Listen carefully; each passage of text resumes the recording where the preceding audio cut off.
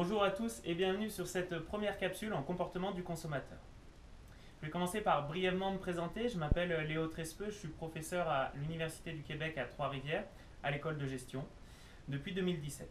J'ai réalisé une thèse sur le financement participatif à l'Université Grenoble-Alpes sous la direction de Jean-Luc Gianelloni. Et aujourd'hui, mes thèmes de recherche portent sur la philanthropie. La philanthropie corporative avec les entreprises et la philanthropie des citoyens avec les dons, les campagnes de financement pour les ONG, donc, et tout ce qui va toucher aux citoyens. Pour ces capsules, comme vous le voyez, on a dû s'adapter à la pandémie. Donc j'ai reconfiguré ma chambre en studio d'enregistrement. Donc ne vous attendez pas à du Spielberg, mais j'ai fait du mieux possible avec les conditions actuelles. Donc dans cette première capsule en comportement du consommateur, on va commencer par une introduction où on verra la définition du comportement du consommateur, puis les objets de consommation, les activités de consommation, la perspective expérientielle, le champ d'étude du comportement du consommateur et enfin les évolutions au fil de l'année en comportement du consommateur, donc décennie après décennie, comment cette discipline a évolué. Donc d'abord, commençons par une définition. Qu'est-ce que le comportement du consommateur ? C'est l'étude des processus qui entrent en jeu lorsque des individus ou des groupes choisissent, achètent, utilisent un produit, un service, une idée ou une expérience pour satisfaire un besoin ou un désir, ou encore lorsqu'ils se départissent de ce produit ou de ce service et qu'ils rejettent une idée ou une expérience. Donc vous l'avez comme vous l'avez avec cet exemple, cette publicité Revlon, et le fondateur qui dit dans nos usines, nous fabriquons des produits, mais dans nos magasins, nous vendons du rêve. Donc le comportement du consommateur va au-delà du produit, c'est tout ce qui va être toute l'expérience qui est autour du produit et comment les entreprises vont répondre aux besoins des consommateurs. Donc deux approches, pendant longtemps l'approche marketing, c'était l'optique production. Donc vous aviez des ingénieurs qui avaient une super idée, et puis il fallait la mettre sur le marché et la proposer aux consommateurs. Au fil des années, on s'est rendu compte qu'il valait mieux partir du consommateur. Il fallait identifier ses besoins et faire des produits qui répondent aux besoins des consommateurs. Donc c'est là où a été très fort Apple avec les produits qu'ils ont sortis au fur et à mesure, donc qui répondaient à des besoins des consommateurs avant d'être simplement une innovation qu'on essaye de mettre sur le marché. Vous avez ici le schéma qui synthétise ce changement de paradigme. Avec à droite la logique production. Donc l'innovation, on la fabrique, la conception de l'offre de l'entreprise en fonction de la capacité de production et du prix de revient. On ajuste en fonction de l'environnement, on prévoit des ventes et on recherche des débouchés pour le produit. Donc ça, c'était l'approche que jusqu'en dans les années 80, on essayait donc de marketing push, de pousser une innovation, de pousser un produit sur le marché. Aujourd'hui, on est plus dans une logique de marketing, avec une identification des besoins du consommateur. Donc des besoins exprimés ou des besoins latents, mais on travaille sur le besoin du consommateur et on part du consommateur. Et à partir de ce besoin, tout le marketing mix va s'ajuster et on va proposer une offre marketing à ce consommateur en fonction de son besoin. Donc il est indispensable de comprendre le comportement des consommateurs, comprendre les individus pour pouvoir satisfaire leurs besoins. Donc les données portant sur les consommateurs aident à définir le marché, permettent de bien cerner les possibilités et les obstacles qui pèsent sur la marque. Vous avez pour ça différentes options. Donc par internet, il y a des sites comme Trendwatching ou suivre l'actualité avec InfoPresse, TVA Nouvelles, suivre l'évolution démographique qui va aussi avoir une incidence sur les comportements. Si on est dans des familles avec 10 enfants, on n'a pas le même comportement que dans les évolutions récentes où les familles ont 1 ou 2 enfants ou pas d'enfants. Donc il y a des nouvelles structures familiales et ça va avoir bien entendu des incidences sur le comportement des consommateurs. Vous avez dans ces incidences un exemple qui a créé la polémique. C'est Abercrombie et Fitch qui ont une certaine idée de la beauté et donc qui vont choisir les vendeurs en fonction de critères esthétiques, donc en fonction du poids et ce genre de critères. Et ils sont allés encore plus loin en enlevant les tailles XL de leur magasin. Donc ils ont estimé que leurs produits étaient que pour un certain idéal de beauté qui était défini par Abercrombie et Fitch et qui bien entendu est discutable, mais ils ont décidé ça et donc ils ont fermé leurs produits pour des ensembles de segments de consommateurs. Donc voilà, ils ont identifié cette tendance, ils sont hyper successful, donc au-delà du débat éthique, les résultats financiers leur ont donné raison. Toujours sur cette tendance, une tendance qui arrive aussi fortement et qui est là peut-être le contre-pied de Abercrombie et Fitch, c'est le marketing sociétal. Donc c'est des responsables en marketing qui devront se demander si leur produit se vendra, mais aussi s'interroger afin de déterminer s'il devrait se vendre et si son coût pour la société n'est pas supérieur à ses avantages. Donc vous avez l'exemple de Mattel avec les Barbie où plusieurs mamans ont interrogé Mattel aussi à nouveau sur des critères de beauté en disant que la beauté qui est représentée par la Barbie, ben c'est une femme très très maigre et que ça ne correspondait plus à la société et donc il fallait s'adapter à la société. Et Barbie l'a entendu donc en proposant des Barbie qui étaient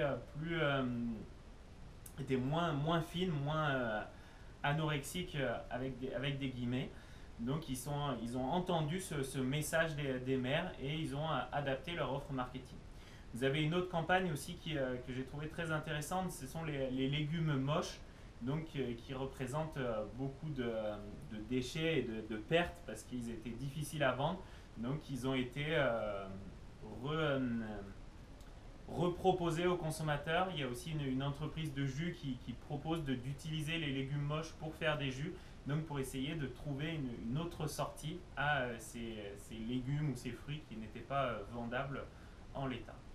Si on s'intéresse au Canada et aux études sur le Canada, donc vous avez l'étude BDC qui est parue en 2018 qui s'intéresse à la consommation des Canadiens. Les 5 points clés, Internet est intégré au processus d'achat de la plupart des produits. Donc forte évolution d'Internet dans la consommation. Et là, avec la pandémie, ça s'est encore accéléré. J'imagine que la majorité d'entre vous, vous avez au moins commandé un produit sur Amazon pendant la pandémie. Donc, Internet a vraiment modifié les comportements des consommateurs. Deuxième aspect, les préoccupations des Canadiens en matière de santé se sont traduites par de nouveaux comportements et de nouvelles habitudes de la part des consommateurs. Donc là aussi, une tendance qui a été aussi accélérée par la pandémie. Donc c'était une étude qui a été réalisée avant la pandémie. Mais on voit bien les préoccupations autour de la santé, ça fait la une de tous les journaux, donc ça a une incidence sur les comportements des consommateurs. Là, c'est plus optimiste. Le troisième point, c'est la responsabilité sociale et environnementale qui influence de plus en plus le choix des consommateurs.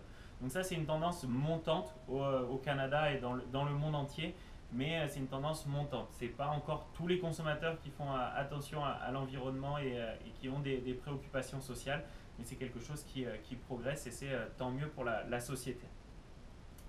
Quatrième point, le pouvoir de décision des consommateurs qui joue un rôle de plus en plus important.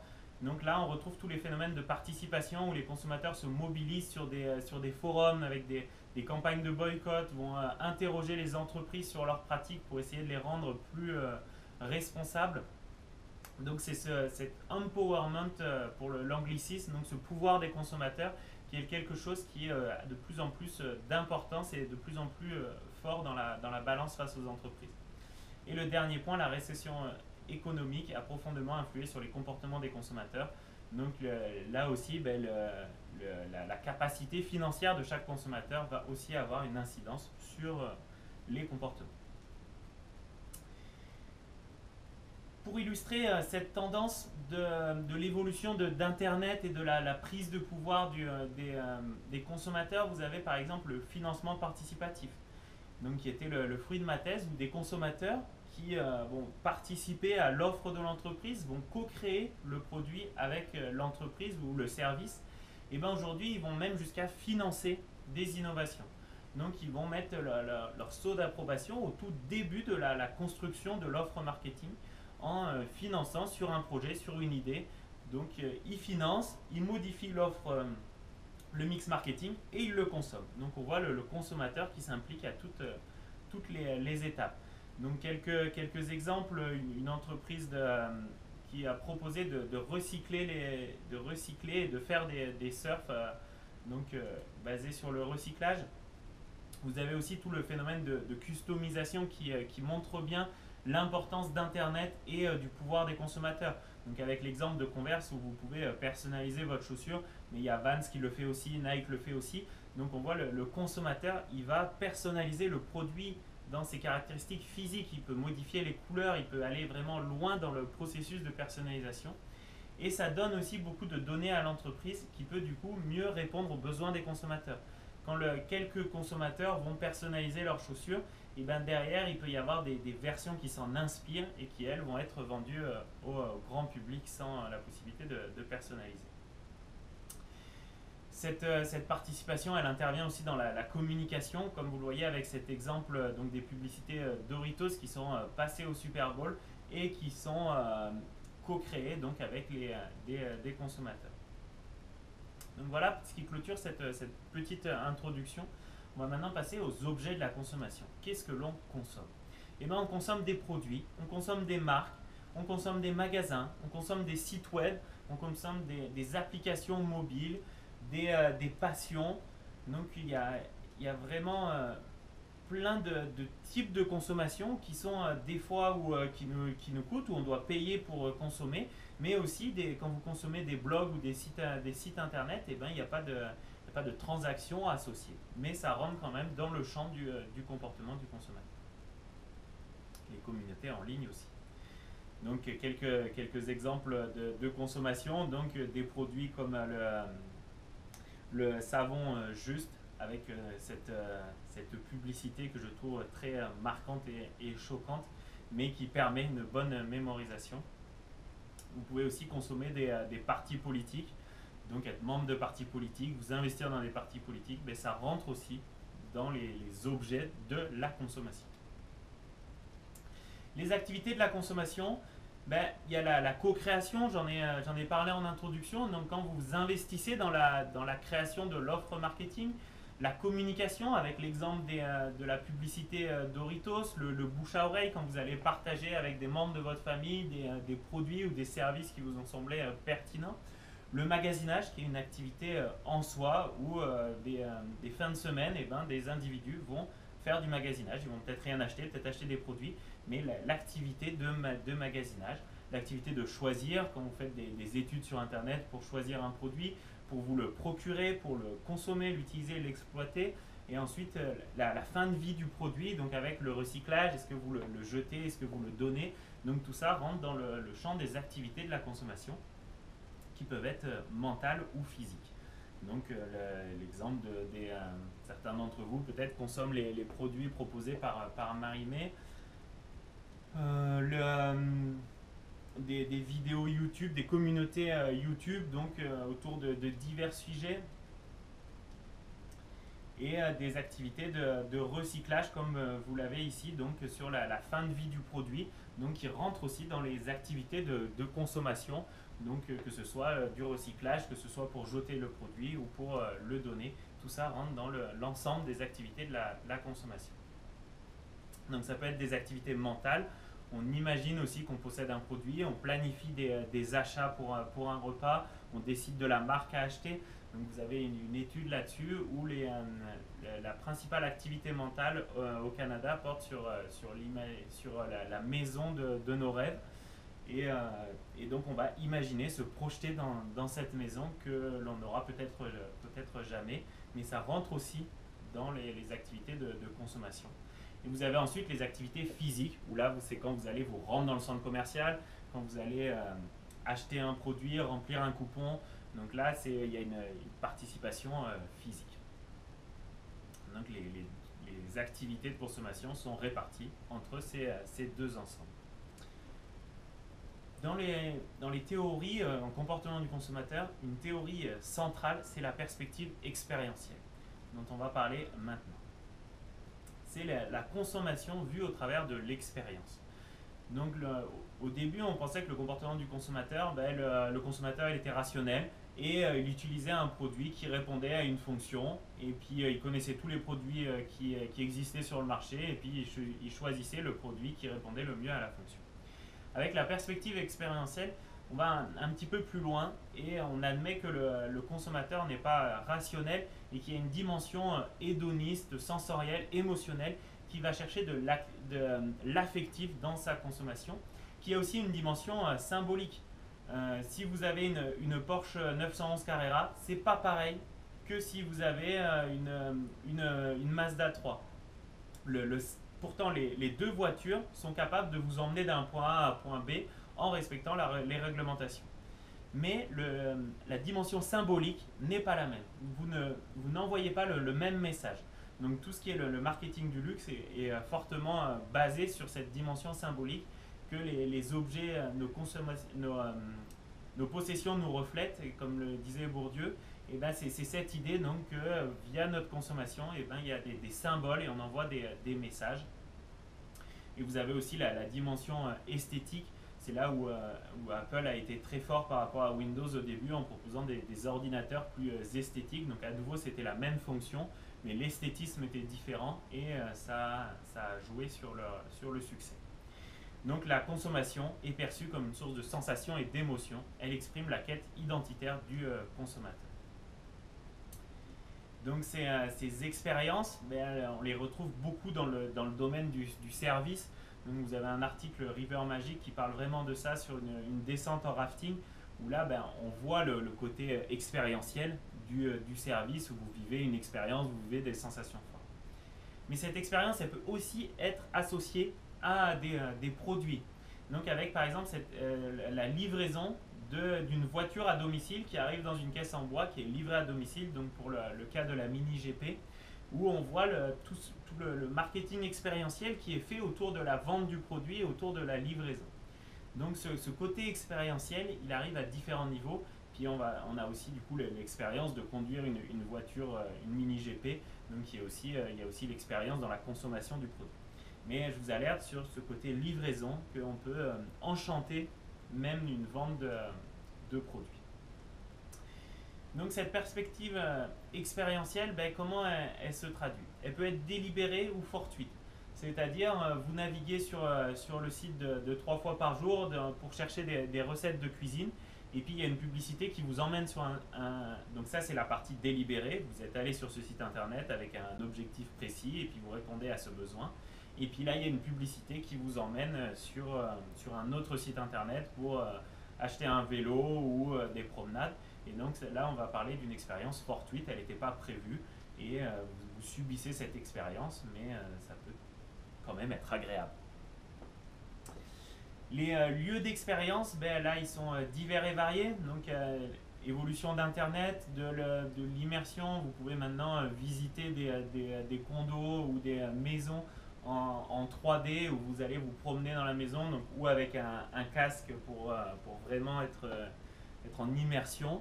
Donc, et après, vous pouvez aussi avoir donc, des expériences IRL dans la vie réelle. Et donc voilà, les lieux de l'expérience sont variés entre le monde virtuel et le monde réel. Le concept d'expérience de consommation, donc il faut mettre en scène l'expérience, donc comme la livraison de la Mini à domicile dans un bel emballage. Il faut que le consommateur puisse avoir accès à l'expérience. Par exemple, si vous avez un magnifique point de vue en haut d'une montagne, mais que c'est une randonnée de 3 heures, tous les consommateurs ne pourront pas avoir accès à l'expérience. Et ensuite, qu'il y ait un cadre de l'expérience qui soit fourni.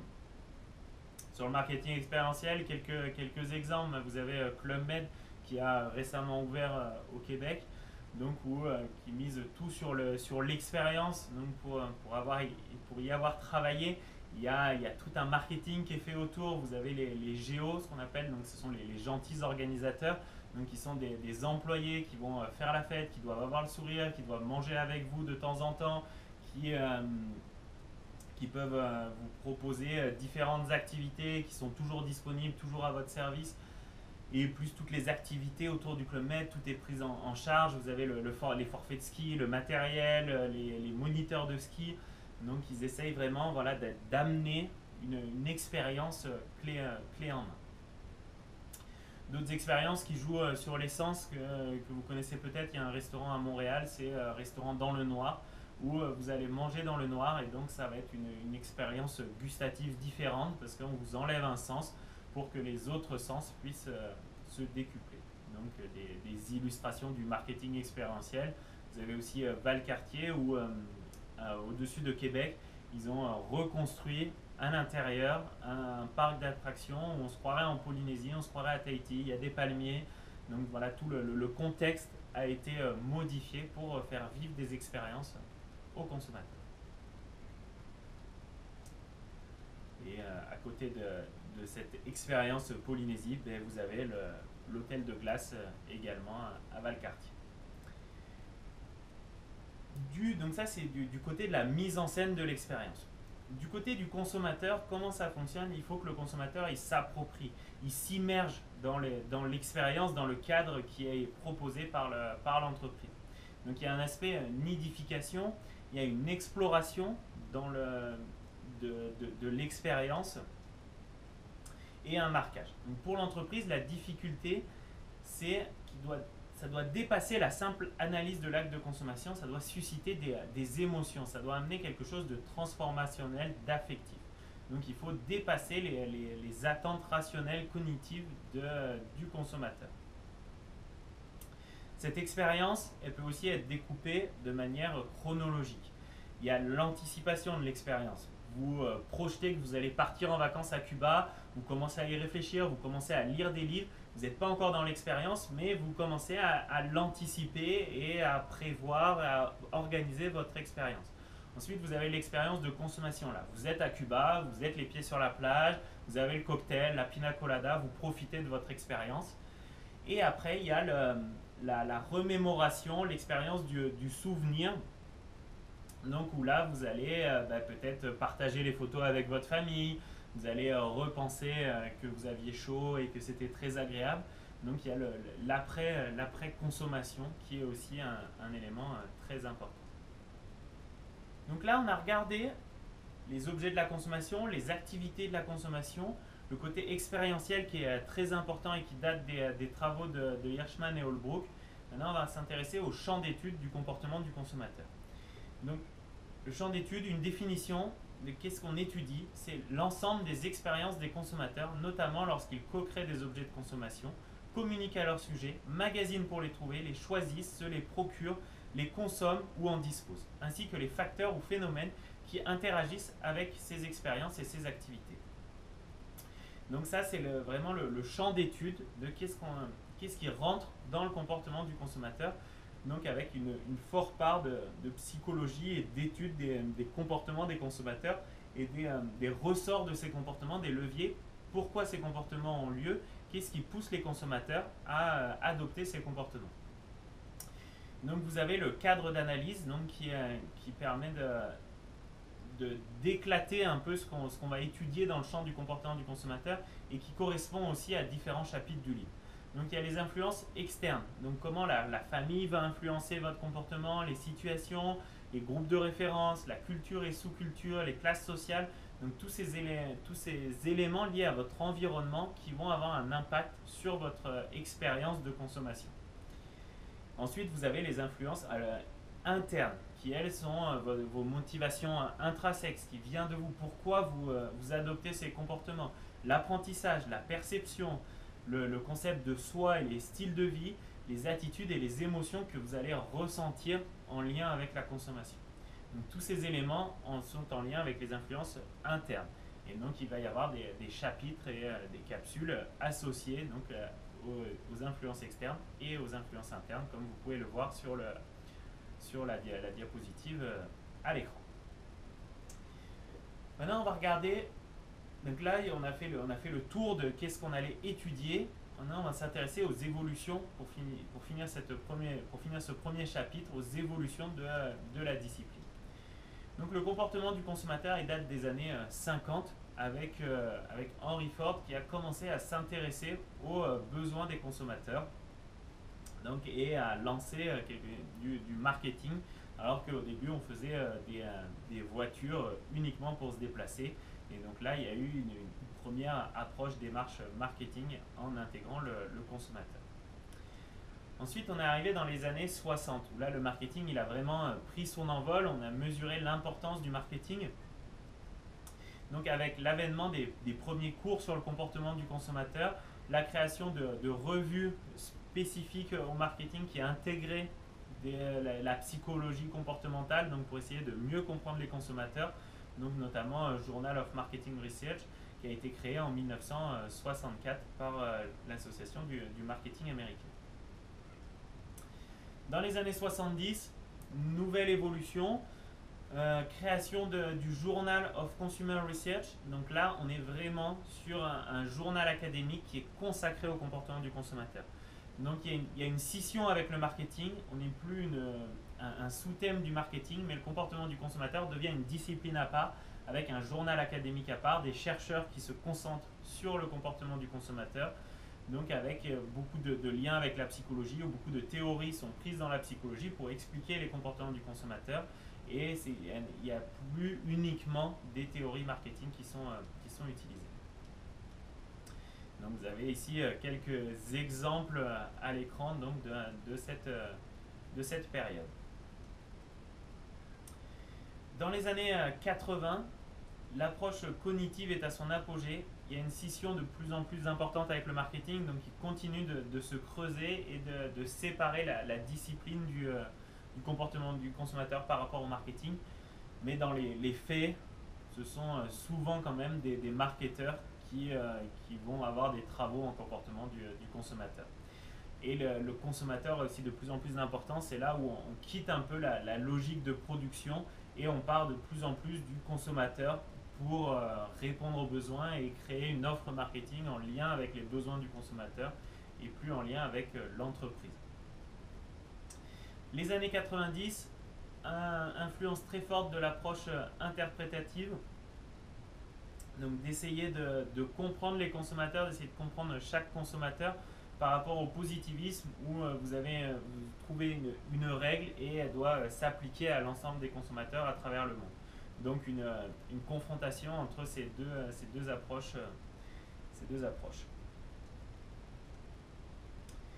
Les années 2000, affirmation marquée du mouvement écologique.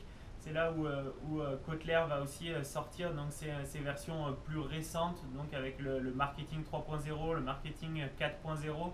Donc il commence à y avoir une prise de conscience des consommateurs de l'impact de leur consommation. Et donc il y a une nouvelle forme de consommation qui se met en place. Et du coup, de nouvelles études, notamment sur la CSR, la consommation socialement responsable, l'importance des valeurs qui sont autour de la marque. Et la participation des consommateurs grâce à l'Internet et au marketing, l'Internet 2.0 qui permet aux consommateurs de participer, de s'organiser, de créer des communautés virtuelles. Donc c'est aussi dans les années 2000 que la participation a pris vraiment son essor. Pour conclure, deux points de vue autour du comportement du consommateur. Vous avez le point de vue du consommateur avec ses besoins avant l'achat, ses motivations, pendant l'achat, l'acte de consommation, et après l'achat avec la satisfaction, le bouche à oreille et l'évaluation de son processus. Et vous avez le point de vue du spécialiste du marketing qui va intervenir à chaque étape, mais qui doit tenir compte des contraintes de l'entreprise, des ressources disponibles au sein de l'entreprise. Et donc il faut essayer d'avoir un fit entre la vision du marketeur et la vision du consommateur pour que ça fonctionne. Vous avez aussi des limites du comportement du consommateur dont on parlera plus dans la suite de ce cours, donc avec les côtés sombres du comportement du consommateur, la dépendance à la consommation, dépendance physiologique ou psychologique à des produits ou services. Combien d'entre vous peuvent se passer de leur téléphone portable pendant une semaine, un mois? Donc il y a une vraie dépendance autour de la consommation ou des personnes qui vont aller faire du shopping toutes les fins de semaine, qui ne peuvent pas s'en passer, et ça a des conséquences sur leur bien-être. Donc la consommation compulsive, le consommateur ne peut pas résister à l'envie d'acheter, souvent comme antidote à la tension, l'anxiété, la dépression ou l'ennui. Donc des consommateurs qui sont dans un mauvais état et qui vont encore peut-être aggraver leur situation au travers de la consommation. Et vous avez aussi toute la consommation de produits qui ont des impacts négatifs sur la société, donc et qui vont quand même être vendus au travers de stratégies marketing, donc voilà, qui font partie aussi des limites l'étude du comportement du consommateur qui peut être mal utilisé. Ce qui nous amène au consommateur, au marketing éthique qui a de plus en plus d'importance pour les consommateurs. Donc la publicité et le marketing sont-ils nécessaires? Les produits sont conçus pour répondre à des besoins existants et la publicité ne contribue qu'à communiquer le fait qu'ils sont offerts sur le marché. Donc voir la publicité comme quelque chose qui informe les consommateurs qu'il y a un produit, une offre marketing qui répond à leurs besoins et non essayer de vendre des produits dont ils n'ont pas besoin.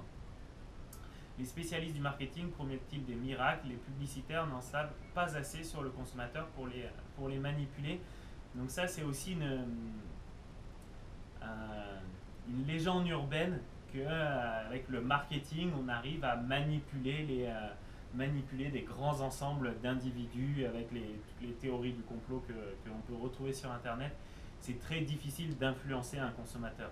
On a peu de connaissances du consommateur et même quand on l'observe, et ben réussir à aller chercher ses motivations, c'est effectivement ce que font les professionnels du marketing, mais ils y arrivent mais c'est limité. Les succès pour comprendre les motivations des consommateurs sont limités. Chaque individu est différent et réussir à influencer un grand groupe, c'est quelque chose de très difficile.